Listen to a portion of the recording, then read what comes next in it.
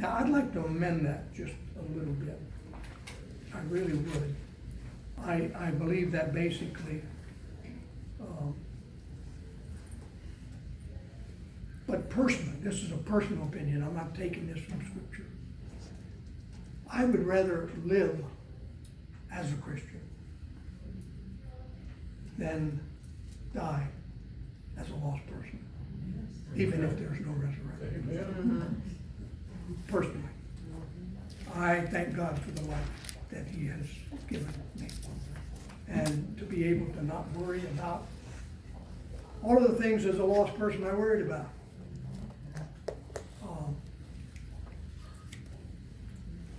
But he goes on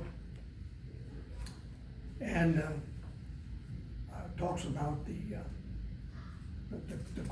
Corinthians were asking, and so do we in our moments of introspection, how can I know it's true? Paul says, how do I know that my preaching hasn't been false? How do I know that your faith is not foolish? How do you know that what God has said is true? Paul says, I know that because of the resurrection of Jesus Christ, the resurrection is the firm foundation upon which the Christian faith is built. It stands alone. There is no trace of Nepalese scriptures of Sarar Mandir having existed beyond his death or appearing to his disciples later on. The prophet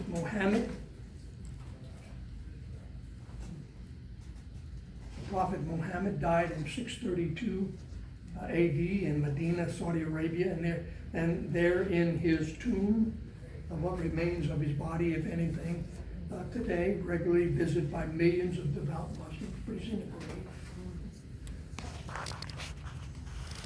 And there's Siddhartha Gautama Buddha, died in 483 BC and hasn't been heard of since.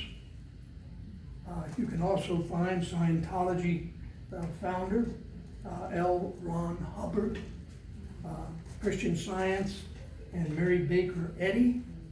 You name it, all of these major and minor religions, world religions, and personality cults have to confess that their leader has died and hasn't come out of the dust of the tomb in resurrection. They're dead.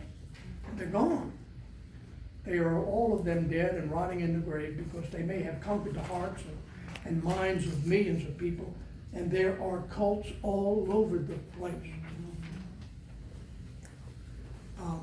I heard somewhere, and I don't quote me exactly on the number, but in the Washington, D.C. area nowadays, there are over 600 religions represented. Now, I can't name them.